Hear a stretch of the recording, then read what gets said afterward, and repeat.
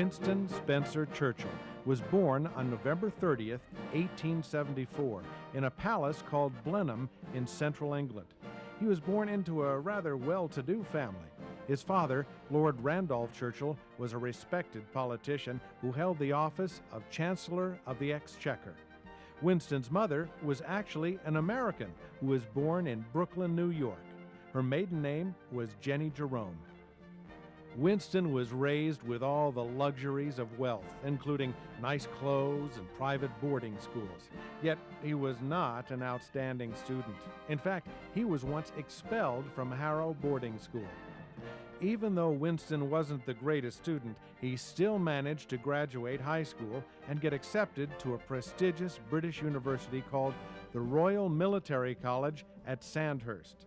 This was a military academy which was similar to America's top military institute, West Point. It was a place where future military leaders were created and molded. Winston would soon become a soldier. Winston Churchill quickly became an exceptional student at Sandhurst. The military strictness and difficult classes he took helped to mold him into a better person. At first, the stress of this college was unbearable, but he decided not to give up in the face of great difficulty. Instead, he persevered and managed to graduate from Sandhurst in 1894 with honors. All graduates of this school had a rank of second lieutenant. With this rank came an obligation to serve in the British military. After graduation, Winston began his service in the British cavalry, defending Great Britain's control of its many colonies. Great Britain had long been viewed as the world's strongest military force. Through the centuries, Britain had gained political control over many parts of the globe through exploration and conquest. There was a saying at this time that the sun never set on the British Empire. During Churchill's life, the people of these countries were growing tired of British rule and exploitation. The British armies were called upon to squelch all kinds of uprisings and revolts among its territories and colonies. One of these colonies was India. In India, he began to see his first real battles. He experienced horrific, fierce confrontations between his army and the people of India, who were struggling for equality under British rule. It was here that he began writing as an outlet for creative energies that boiled within him. He wrote a daily article for a London newspaper called the Daily London Telegraph. His article was called Frontier Letters. It chronicled the wartime events that were occurring in India. He soon composed his first book called The Malakand Field Force, which described these events but in greater detail. Churchill left India when he was sent to the Sudan. He served there under British military leader Lord Kirchner. He was a member of the 21st Lancers. With this group, he saw a lot of action. He found himself on the front line of the battle for 6 days at a time. Again, he wrote articles. This time, he was employed by a different British newspaper called the Morning Post. He soon composed his second book, The River War, which was largely based on the conflicts in the Sudan. In 1899, Churchill grew tired of battle and thought he could make a bigger difference to the world if he was involved in politics. He affiliated himself with the Conservative Party in Great Britain and ran for a position in Parliament. Unfortunately, he lost. He was not discouraged by this and never gave up on the idea of holding office. Soon after his first defeat, he returned to military service in South Africa. A group of Dutch settlers called the Boer were fighting fiercely for their rights against the occupying British. Winston was still writing for the Morning Post. He again chronicled the events of this conflict. During the Boer War, he was captured and taken to a prisoner of war camp in Pretoria, South Africa. Churchill celebrated his 25th birthday behind bars, but he would never surrender. Shortly after his birthday, he managed to escape from the prison. To reach the safety of British territory, he had to travel by foot through 200 miles of Boer territory. Enemies surrounded him at every moment. He had no food, water, or supplies, but he still managed to survive. Soon after this experience, he wrote about it in his third book entitled London, Ladysmith, and Pretoria. In 1901, Winston Churchill decided to run for Parliament for a second time. This time, he was victorious. On February 14th of that same year, he took his seat in the British House of Commons, which is the British equivalent to the United States House of Representatives. Once in office, he immediately began to recognize that change was needed. He disliked the British system of tariffs or taxes. He wanted to see Great Britain remain a powerful force in the world for many years to come, and believed that many British policies, in his view, were hindering this. He soon changed his political party affiliation from the Conservative Party to the Free Trade Party in northwest Manchester. By 1904, he was speaking out against the British government and its methods. A year later, he became a junior minister of the cabinet as a member of the Liberal Party. One of his main duties was helping to write peace agreements between the British and one of its colonies called the Transvaal. It gave him an opportunity to learn about negotiations and the type of documents attached to them firsthand. 1908 was a special year for Winston Churchill. He was appointed president of the Board of Trade, and he met his future wife, Clementine. The two of them were married that September. It was also during this year that he threw himself into the pursuit of social reform across the British Empire. He wanted rights for all citizens that were equal, fair, and conducive to a good standard of living. He wanted a better world in which his future children could be raised, and soon enough, in July of 1909, his first child, Diana, was born. In 1910, he was appointed to a new position. He was now in charge of the Home Security Post, which dealt mainly with the British prison system. Churchill immediately began proposing bold, new ideas concerning prison reform. He felt that even prisoners had rights as British citizens, and he fought for those rights. That same year, a part of Great Britain, called Wales, experienced a massive coal miners' strike. This was a working men's revolt, which resulted in widespread rioting and violence. The British government stepped into the dispute to help settle it quickly. Churchill was instrumental in negotiating an agreement between labor and management. The strike was soon resolved. In 1911, his second child, Randolph, was born. At the end of that year, Churchill was appointed to one of the most important positions in the British government. He was appointed First Lord of the Admiralty. This position meant that he would be in charge of the entire British Navy. This was no small honor. The British Navy had long been one of the finest, strongest, and most successful fighting forces in the world. It was definitely the most powerful branch of the British Armed Forces. Churchill approached the challenge of running it with great enthusiasm.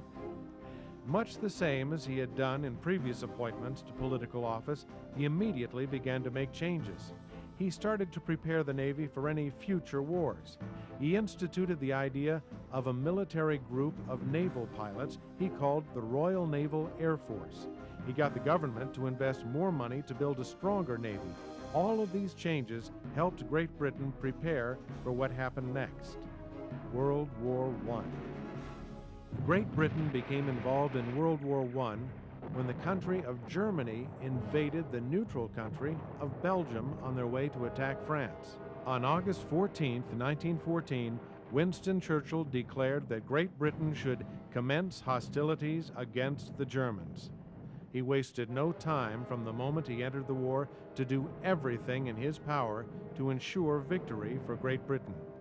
It seemed to some people that Winston was a little too excited for battle. He was once quoted as saying, "Nothing in life is so exhilarating as to be shot at without result. There are men in the world who derive as stern an exaltation from the proximity of disaster and ruin as others from success." He was instrumental in suggesting the idea of an armored attack vehicle he called a land ship, but what we today call a tank. He felt that tanks could make it easier to fight ground battles. He directed the Navy with fierce might and sheer intellect. He was thriving as the First Lord of the Admiralty. In the midst of the war, he and his wife had another daughter who they named Sarah. Not even this slowed Churchill down. Yet there was one particular event in which his future career in politics was placed in jeopardy. This was known as the Battle of the Dardanelles. Churchill's plan was to capture the city of Constantinople, now known as Istanbul, in the country of Turkey. It was in this conflict that the British Navy lost a decisive battle that turned the tide in favor of the Germans and their allies. People all over Great Britain blamed Churchill for this defeat. He thought to himself that maybe his career was over and handed in his resignation as First Lord of the Admiralty. Churchill had been beaten in battle and tarnished in the eyes of the people of Great Britain. He remained a member of the War Council after his resignation, but his opinion was usually ignored. Yet Winston never gave up and continued to strive towards his goals. He turned to other things to occupy his energy. It was during this time that Winston began to paint with a small paint set he borrowed from his nephew. He was starting to become an artist. But the war still raged on in Europe. Soon enough, Churchill found himself stationed in France, fighting on the front lines. He was again a soldier, and he fought with valor. His men would spend 6 days at a time on the front line fighting and then rotate with another troop for 6 days. In the 6 days he would have off, he painted. More and more he used paint to express himself and to forget the pains of the war he was involved in. In 1917, Prime Minister David Lloyd George appointed Churchill to a new position, Minister of Munitions. This meant that he was in charge of the ammunition and supplies that fueled the British military. Some citizens protested his appointment because of the Dardanelles defeat, but Churchill held this position through the rest of World War I. In 1917, the United States entered the war in Europe. This reinforcement of Allied forces helped turn the tide on the Germans. On November 11, 1918, Germany accepted Allied peace terms. World War I was finally over. 4 days later, Winston and Clementine had another daughter they named Marigold.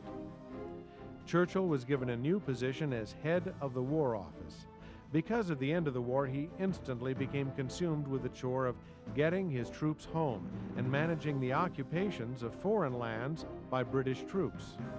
What followed were years riddled with joys and sadness for Winston Churchill. On June 29, 1921, his mother, Jenny, died.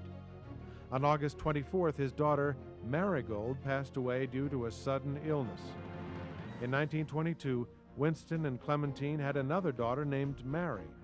Unfortunately, Churchill got appendicitis that same year. Because of his medical troubles, he lost another election. "In a twinkling of an eye," he said, "I found myself without an office, without a seat in Parliament, without a party, and without an appendix." He finished that year by publishing his version of World War I. It was a 5-volume set called The World Crisis. Unfortunately, it was his political career that was in crisis. He lost 2 more elections in 1923 and 1924, but he never gave up or lost hope. He kept struggling to get back in office. Soon, his wish came true. After once again joining the Conservative Party, he was appointed to a new position in the House of Commons. It was a position which his father before him had held. It was called Chancellor of the Exchequer. It was similar to the position of Secretary of the Treasury in the United States. In 1929, a crisis called the Great Depression caused worldwide financial ruin and poverty. Britain was affected greatly by this depression, and as a result, Churchill lost another election. He spent many years painting and writing, but he never lost his edge or his passion to be involved with Britain's political future. His determination paid off again when he was reappointed as First Lord of the Admiralty in 1939. He felt like he had come full circle by reassuming command of the British Navy. He felt as though he had restored the British citizens' faith in him. He knew that his new position would take all of his energy and intelligence. In September of 1939, Nazi Germany, under the leadership of the dictator Adolf Hitler, invaded Poland and thereby ignited World War II. The British Prime Minister Neville Chamberlain flew to Munich to be assured by Hitler that German aggression did not include the conquest of Great Britain. When this agreement failed, Chamberlain had no choice but to resign, which he did in 1940. Winston Churchill then stepped up and moved into the highest political position in Britain. He became Prime Minister and then told his fellow countrymen, "I have nothing to offer but blood, toil, tears, and sweat." Before the House of Commons on June 4th, Winston Churchill spoke of Great Britain's commitment to defeat Hitler and Nazi Germany. "We shall fight on the beaches, we shall fight on the landing grounds, we shall fight in the fields and in the streets, we shall fight in the hills. We shall never surrender." Soon, the Germans had defeated France and set their sights on Great Britain. Churchill believed that Britain not only could defend herself against the mighty German assault, but had to, for the sake of the free world. "If we fail, then the whole world, including the United States, will sink into the abyss of a new dark age. Let us therefore so bear ourselves that if the British Empire and its Commonwealth last for 1,000 years, men will say, 'This was their finest hour.'" On July 10, 1940, the German Air Force, known as the Luftwaffe, began its attack on the south coast of England.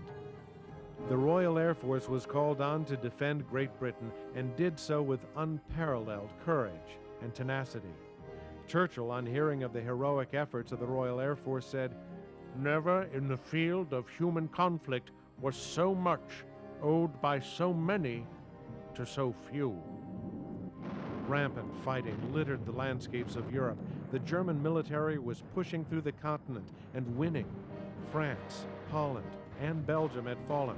Other countries would soon follow.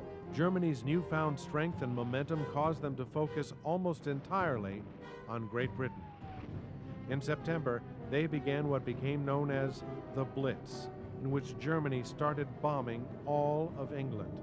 England's strength was waning, but Churchill never wanted to surrender. He rallied the troops with rousing, inspiring speeches that beckoned them to strive on and continue to fight. He stirred the pride of his fellow Englishmen with numerous radio broadcasts and public speeches. Churchill knew that he needed some help to defeat Germany and began to focus on enlisting the United States as an ally. He knew that their assistance could help Great Britain emerge from the conflict victorious. In January of 1941, they made an agreement that the United States would help Great Britain by supplying them with munitions. In return, the United States would gain strategic military bases in Newfoundland, Bermuda, and the Caribbean. This agreement was called the Lend-Lease Act and was the beginning of the United States' involvement in the war. The munitions that Great Britain so desperately needed were coming overseas, but many of the ships carrying them were bombed and sunk by German naval forces. Churchill then proposed a charter that would enlist the United States' help in protecting the ships. It was called the Atlantic Charter. It also included 4 principal freedoms: the rights of all nations to choose their own government, for all people to live without fear in their home countries, for economic development among all nations, and the formation of an international organization to help keep the peace. The United States refused to give any further commitment in the war effort. Churchill felt that he needed their support and worried that Great Britain would not succeed without it. He once claimed that if the United States stayed neutral any longer, that English civilization would fall. Churchill's desire to enlist the help of the United States grew stronger as the war grew bleaker. Soon enough, it appeared to Churchill that military help from the United States was the only way Great Britain could win the war. but the United States was still reluctant to get any more involved than they already were. Things, however, would soon change. It was early morning on December 7th, 1941. The air over the U.S. naval base in Pearl Harbor, Hawaii, was calm and quiet. The silence was soon broken when Japanese planes dropped bombs as part of a staged surprise attack that wreaked destruction and death on this peaceful Hawaiian island. As a result of this attack, the United States officially declared war on Japan and the other Axis powers, including Germany and Italy. Great Britain, the Soviet Union, and the United States joined together in a strong trio known as the Allied Forces. The Allied forces first set their sights on North Africa and soon had liberated Egypt from the Germans. Churchill said that North Africa was the turning point in the war. The war was soon shifting in favor of the Allies. By 1943, the Big Three, as they were known, met for the first time to discuss the war. The Big Three consisted of American President Roosevelt, Prime Minister Winston Churchill, and Joseph Stalin of the Soviet Union. These three met in Tehran, Iran, to discuss methods for winning the war. Winston Churchill felt odd at the meeting. He realized that all three of these men held the fate of the world in their hands. He realized for the first time what a small nation Great Britain was. There I sat with the great Russian bear on one side of me, with paws outstretched, and on the other side the great American buffalo, and between the two sat the poor little English donkey, who was the only one of the three, that knew the way home. When Churchill arrived home from the meeting, he began instituting a plan the Allies called Operation Overlord. This plan detailed a huge military landing and strike on the beaches of Normandy, France. It was designed to retake France and then the entirety of Europe. It was planned for June 5th, but was delayed by inclement weather. So June 6th, 1944, became a day that history would never forget. A day referred to as D-Day, when the Allied forces landed on the beaches of Normandy and began to drive the Germans back. Within 12 days of the attack, the area had been completely reclaimed by Allied forces. By 1945, Nazi troops had been driven all the way back into Germany and out of the rest of Europe. Another meeting of the Big Three was planned. This time, it took place in a Russian city on the Black Sea called Yalta.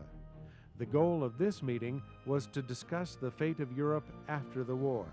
Roosevelt would not live to see the end of the war, as he passed away on April 12, 1945. With Nazi Germany on the verge of collapse, Adolf Hitler committed suicide, and on the 8th of May, the war in Europe came to an end. After the war in Europe, the coalition government that had been formed in Great Britain was soon dissolved, and new elections were held.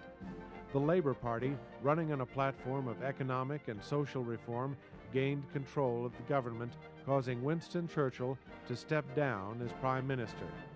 Even this great defeat could not slow Churchill down. In 1946, he warned the world that the Soviet Union had brought down an iron curtain of communism across Europe and spoke out to defend democracy at all costs. He began to write again and produced a 6-volume account of the Second World War. In October of 1951, the Conservatives won a narrow majority in the government elections, and Churchill, at the age of 77, was once again Prime Minister. In 1953, Queen Elizabeth II awarded Churchill the prestigious Knight of the Garter, which was an honor reserved for only the most prominent and respected people in Great Britain. He also received the Nobel Prize for Literature. After reaching his 80th birthday and with his health failing, Churchill decided that it was time to retire. He resigned as Prime Minister on April 5, 1955. His long, glorious political career had come to an end. In 1963, President John F. Kennedy awarded Churchill an honorary citizenship to the United States. He's the only person in the world to have had such an honor bestowed upon him. With a lifetime of accomplishments and distinctions behind him, Winston Churchill passed away on January 24, 1965, at the age of 90. A state funeral was held for the man who had united his country in the dark days of war and led them with absolute conviction to victory.